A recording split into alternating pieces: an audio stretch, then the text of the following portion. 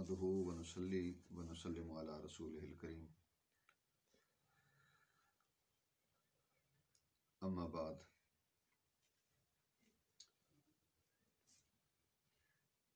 آج میں الشہادۃ العالمیہ فی علوم العربی والاسلامیہ کے طلباء کے لیے کچھ ضروری مقالہ جات کے بارے میں، جو مقالہ کی اندر ضروری چیزیں ہیں ان کو ذکر کرنا چاہوں گا۔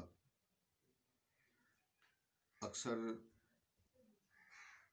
طلباء کا یہ شکوہ ہوتا ہے کہ ہم نے بڑا اچھا مقالہ لکھا ہے لیکن نمبر اس کے بہت کم آئے ہیں، تو اس کی کیا وجوہات ہیں، کن چیزوں کو مد نظر رکھ کے مقالہ نویسی کرنی چاہیے، اور کون سی چیزیں رہ جاتی ہیں جس کی وجہ سے جو ممتحن ہے وہ اپنے اصول کے مطابق نمبر دیتا ہے۔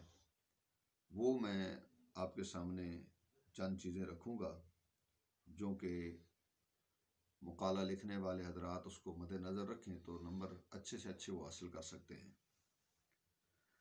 سب سے پہلے جو فہرست بھیجی جاتی ہے اس میں موضوعات، عناوین جو ہے وہ ذکر ہوتے ہیں۔ اس کے بالکل ابتدا میں ہر ادارے میں نتیجہ از ممتحن گرامی کے نام سے یہ سرخی ہوتی ہے اور نیچے اس کی تقسیم ہوتی ہے، جس کو تقریباً ہمارے طلباء نہ پڑھنے کی وجہ سے یا اس پر توجہ نہ کرنے کی وجہ سے وہ صرف صلب موضوع کو بہت زیادہ اس پر وہ بحث کرتے ہیں، لکھتے ہیں، لیکن نمبر پھر کچھ نہیں آتے۔ اور آخر میں بھی یہ جو بھیجی جاتی کاپی بھیجی جاتی ہے، اس کے آخر میں مقالہ کی ترتیب و محتویات کے نام سے یہ پوری 11 چیزیں جو ہے وہ ذکر کی گئی ہیں۔ پہلے ٹائٹل ہو، عنوان اور تسمیہ تحمید ہو، مشرف کی تصدیق، دستخط ہوں، انتصاب ہو، مقدمہ ہو، دیباچہ اور فہرست موضوعات، صلب موضوع، ضمیمہ و اشاریہ، خلاصہ بحث و نتائج، فہارس آیات و احادیث، مصادر و مراجع، ان کی فہرست، یہ سارا ذکر موجود ہے آخر میں اگر دیکھا جائے تو باقاعدہ رہنمائی کے لیے۔ تو میں عرض کرنا چاہوں گا کہ جن حضرات نے اچھا مقالہ بھی لکھا ہے اور پھر نمبر کم آئے ہیں، اس کی وجہ کیا ہوتی ہے؟ اس کی وجہ یہ ہوتی ہے کہ سب سے پہلے مقالہ میں مقدمہ جو ہے وہ ذکر کیا جاتا ہے، اور مقدمہ کے باقاعدہ 15 جو ہے وہ نمبر ہیں۔ اس کے 15 نمبر جو ہے وہ تب بھی وہ لے گا جب مقدمہ میں چیزیں جو پوچھی گئی ہیں وہ ذکر ہوں گی۔ تو مقدمہ میں جو موضوع کا تعارف، اس کی اہمیت، سابقہ کام کا جائزہ اور تحقیق کے بنیادی سوالات و اہداف، بنیادی کون سے سوال ہیں کہ آپ یہ مقالہ لکھ رہے ہیں، یہ چیزیں ذکر کرنی ضروری ہیں۔ اب اکثر دیکھنے میں آیا ہے کہ ایک صفحے پر ہی مقدمہ لکھ دیا جاتا ہے، تو ایک صفحے پر لکھنے سے تو 15 نمبر نہیں ملیں گے۔ ہیڈنگ دینی پڑے گی سب سے پہلے، اس کا موضوع کا تعارف۔ موضوع اور عنوان میں تھوڑا سا فرق ہے۔ عنوان جو ہوتا ہے وہ جس چیز پر بحث کی جاتی ہے اس کو عنوان کہتے ہیں، اور جس فن سے اس کا تعلق ہوتا ہے اس کو موضوع کہتے ہیں۔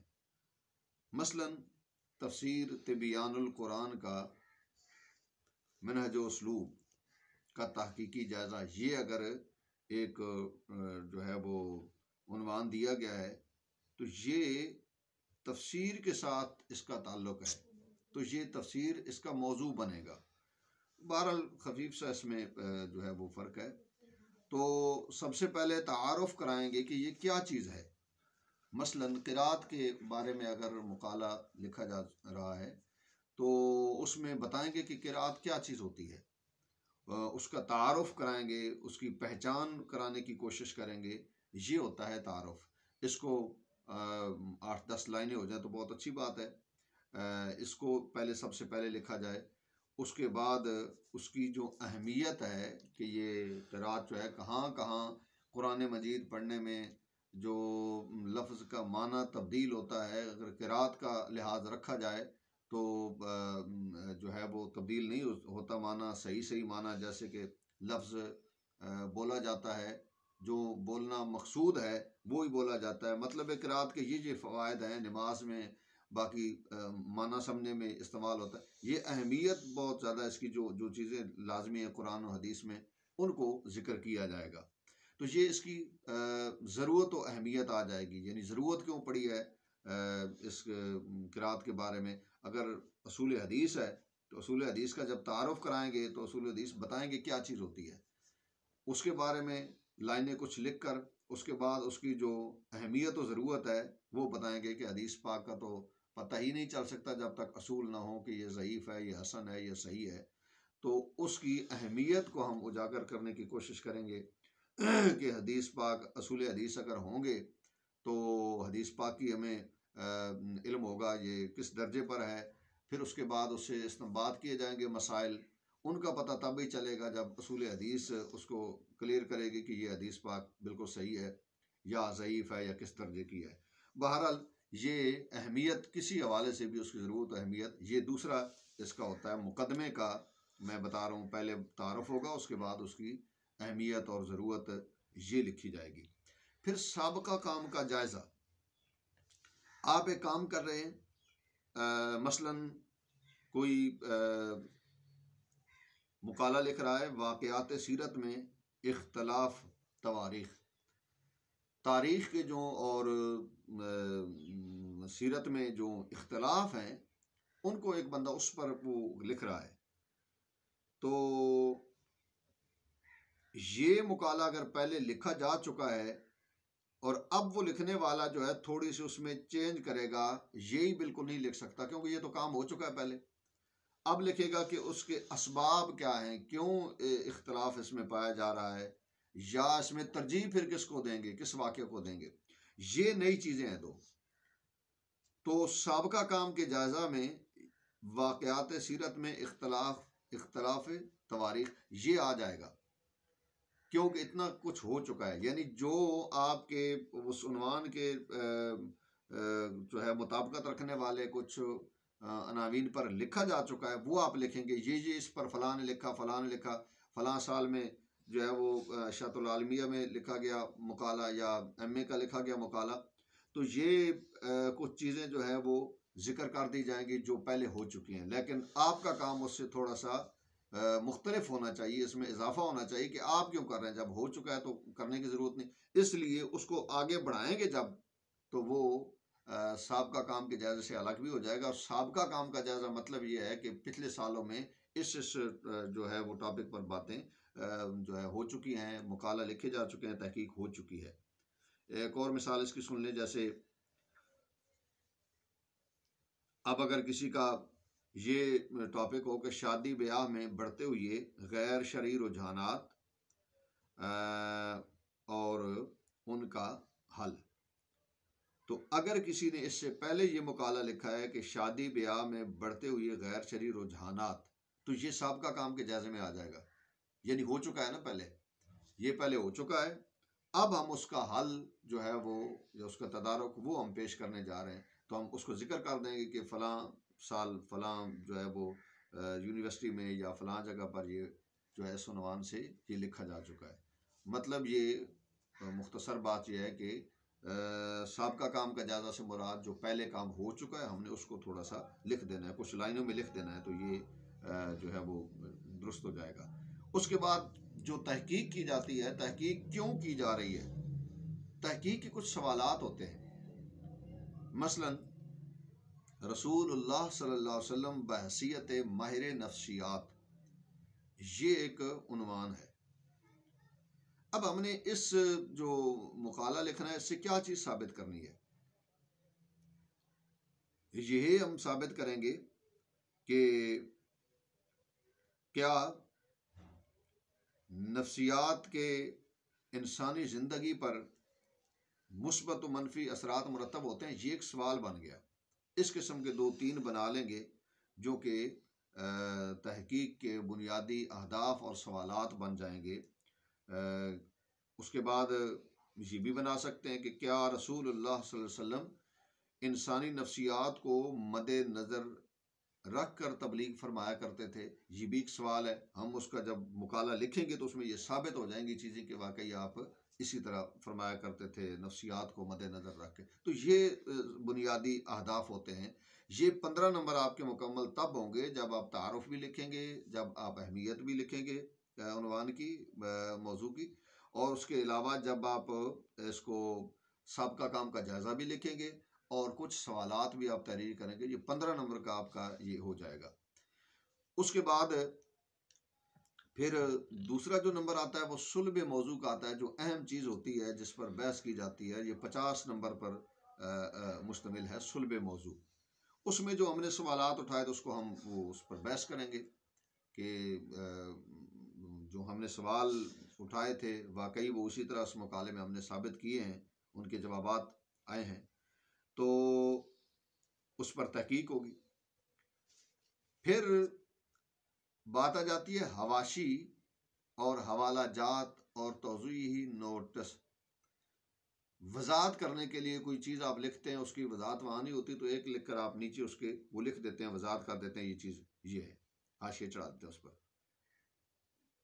یہ حواشی اور حوالہ جات. حوالہ جات کا ایک اپنا ایک طریقہ کار ہوتا ہے، ہر یونیورسٹی کا ایک طریقہ کار ہوتا ہے. تو مختلف انداز سے آپ ہر باب کے بعد بھی حوالہ دے سکتے ہیں، اور حوالے میں مکمل ڈیٹیل کے لیے وقت چاہیے. وہ اپنے مشرف سے آپ اس میں رابطہ کر سکتے ہیں، وہ آپ کو ضرور اس میں رہنمائی کریں گے کہ کیسے حوالہ دیا جائے. صفحہ کے نیچے بھی دیا جا سکتا ہے، باب کے بعد بھی دیا اینڈ پر بھی بالکل دیا جا سکتا ہے. یہ سارے طریقہ کار ہیں. تو 10 نمبر ہیں اس کے. یہ نمبر تو آپ کو تب ملیں گے جب آپ حوالہ جات ایک اصول کے مطابق، جو اصول تحقیق ہے اس کے قوانین کے مطابق دیں گے. ایسے حوالہ لکھ دینے سے بھی وہ نمبر جو ہے وہ کاٹ دیے جاتے ہیں. اس کے بعد موضوع کی بحث جو ہے، ایک موضوع ہم نے ایک چیز لکھی ہے، اس پر ہم نے جو بحث اور اس کے نتائج جو ہے، خلاصہ بحث جس کو کہا جاتا ہے، جو ہم نے بحث کی ہے کیا ثابت اس میں ہم نے کیا ہے، کیا ثابت ہو رہا ہے. یہ 5 نمبر اس کے ہوتے ہیں جو کہ اکثر جو ہے وہ مقالہ جات میں نہیں لکھے جاتے، 5 نمبر کٹ جاتے ہیں. پھر موضوع پر مزید کام کرنے کی جو تجاویز ہیں، سفارشات ہیں. آپ نے ایک ایسے موضوع پر لکھا ہے، مقالہ عنوان کیا ہے، سلیکٹ کیا ہے، تو اب اور بھی ضرورت ہے اس پر مزید کچھ بڑھا کے یا مزید اس کے کچھ اور جو ہے وہ برانچز ہیں جن پر کام ہو سکتا ہے. تو آپ لکھ سکتے ہیں کہ اس پر مطلب ہے کہ موضوعات پر کام ہونا چاہیے، اس کی ضرورت ہے. تو یہ سفارشات آپ اپنی طرف سے دے رہے ہیں، تجاویز دے رہے ہیں اس پر کام. اور یہ بھی 5 نمبر آپ کو ملیں گے. ایک صفحے کا آپ لکھ دیں گے، 1.5 صفحے پر لکھ دیں گے تو اس کی بھی 5 نمبر آپ کو ملیں گے. اگر یہ مقالے میں نہیں ہوگا تو 5 نمبر کٹ جائیں گے آپ کے. اس کے بعد مقالہ میں ظاہر ہے احادیث اور آیات یہ بھی تحریر کی جاتی ہیں. تو 50 نمبر صفحے پر آپ نے ایک آیت لکھی ہے، تو اس کے لیے آپ اینڈ پہ جا کے اس کو آپ ایک فہرست کی صورت میں تحریر کریں گے. یہ میں آپ کو دکھا دیتا ہوں. سب سے پہلے یہ احادیث کی جو فہرست بنی ہے، یہ آیات قرآنی، یہ قرآن مجید کی آیت کریمہ آ جائے گی، صفحہ نمبر آ جائے گا، اس کے بعد جو نام ہے سورت کا وہ آ جائے گا، نمبر شمار آ جائے گا. یہ اس طریقے سے ایک آیات کی بنائیں گے. اور اس کے بعد جو ہے وہ دوسری فہرست آپ نے بنانی ہے احادیث کی. احادیث جتنی بھی ہیں جو آپ نے 25 نمبر صفحے پہ آئی ہیں، 30 نمبر صفحے پہ آئی ہیں، اسی طریقے سے حدیث شریف لکھ کر اس کا جو ہے وہ صفحہ نمبر آ جائے گا. کم از کم ایسے بھی لکھ دیں گے تو وہ جو 5 نمبر ہیں وہ آپ کو مل جائیں گے۔ اس کے بعد ایک اور چیز دیکھی گئی ہے کہ جو 5 نمبر جس کے ہوتے ہیں اور وہ مقالجات میں نظر انداز کر دی جاتی ہے، جس کی وجہ سے 5 نمبر کٹ جاتے ہیں۔ فہرست ہوتی ہے مصادر و مراجع کی، جو آپ نے اس کے اندر استعمال کیے ہیں، جن جن بکس کو لیا ہے ان کا جو ہے وہ نام لکھے جائیں گے، اور حروف تہجی کے حساب سے الف سے شروع ہونے والے کو پہلے لائیں گے، با کو شروع ہونے والے کو بعد میں، اسی طریقے سے ترتیب کے ساتھ۔ تو یہ مصادر و مراجع کی جو فہرست ہے، یہ بھی 5 نمبر اس کے ہوتے ہیں، یہ بھی جو ہے وہ لازمی ہونی چاہیے، تب یہ 5 نمبر ملیں گے۔ یہ میں نے جو بھی چیزیں آپ کے سامنے عرض کی ہیں، یہ تقریباً 50 نمبر اس کے بنتے ہیں۔ اب آپ خود اندازہ لگا لیں کہ 50 نمبر جو ہے وہ آپ اپنے صلب موضوع کے اس پر جتنا بھی اچھا لکھیں گے، جتنا بھی اچھا لکھتے ہیں لوگ، اچھا لکھیں گے آپ، لیکن اصول کے مطابق جو 50 نمبر دوسرے ہیں وہ تو کٹ جائیں گے آپ کے، کیونکہ اپنے ایک چیز بھی نہیں لکھی جب، تو 50 میں سے کتنے ملیں گے آپ کو نمبر؟ پھر وہ لوگ دل برداشتہ ہو جاتے ہیں کہ ہم نے لکھا اتنا اچھا ہے لیکن ہمیں آئے نہیں۔ تو یہ اصول کے مطابق اگر تھوڑا سا مد نظر رکھیں گے تو انشاءاللہ ضرور اس پر آپ اچھے نمبر لے سکتے ہیں مقالجات میں۔ اس کے بعد سب سے پہلے جو ایک مقالے کا ایک بنایا جاتا ہے، صورت بنائی جاتی ہے، اس میں یہ مونوگرام تنظیم المدارس کا، اور جو مقالہ نگار ہے اس کا نام ہوتا ہے، یہ اس قسم کا ایک پیج جو ہے وہ پہلے وہ بنانا چاہیے، پہلا پیج۔ اس کے بعد پھر یہ جو ہے وہ اگلا پیج، اس میں مشرف کا، نگران مقالہ کہہ دیں، مشرف کہہ لیں، اس کا جو ہے وہ اس میں گرامی بھی آ جاتا ہے، تو طالب علم کا بھی آ جاتا ہے، اور وہ جو ٹاپک ہے اس کا نام بھی آ جاتا ہے۔ اور پھر اشاعت العالمیہ کے مقالجات کے لیے جو ہدایات دی گئی ہیں، اس میں جو طریقہ کار ہے وہ یہ ہے کہ اس میں ٹائٹل یہ میں نے دکھا دیا، اور تسمیہ بسم اللہ شریف بالکل الگ ایک اس پر لکھ کر، پھر اس کے بعد مشرف کی تصدیق باقاعدہ طور پہ انہوں نے سائن اور وہ مور کرنی ہے اپنی، کہ میں نے اپنی نگرانی میں لے، وہ ان کا کام ہے مشرف کا، جو مشرف آپ نے مقرر کیے ہیں وہ کریں گے۔ پھر انتساب ہوگا، آپ اپنے استاد، اپنے پیر و مرشد، اپنے والدین کی طرف منسوب کرنا چاہتے ہیں اس تحریر کو، تو وہ آپ اس میں لکھیں گے۔ پھر مقدمہ دیباچہ جو ہے یہ لکھا جاتا ہے، جو میں نے عرض کیا ہے مقدمہ شروع میں۔ تو اس کے بعد فہرست آ جائے گی موضوعات کی، آپ نے جو نمبرنگ شروع کرنی ہے وہ یا مقدمہ سے شروع کرنی ہے، اس سے پہلے چیزیں جو ہے وہ نمبرنگ میں نہیں آئیں گی۔ تو پھر ایک اور چیز کا دھیان یہ رکھنا چاہیے کہ موضوع کا آپ نے ایک جو ہے وہ اس کا باب مکمل ہوا ہے، اب دوسرا باب شروع کیا ہے، تو باب بالکل اکیلے صفحے پہ آنا چاہیے، یعنی اس صفحے پہ آنا چاہیے، اس پہ کوئی صفحہ نمبر نہیں لگے گا، اور صرف باب کا نام آئے گا اور اس کا وہ ٹائٹل آ جائے گا کہ اس باب میں یہ کچھ جو ہے وہ کیا جائے گا، باب دوم ہے، اول ہے۔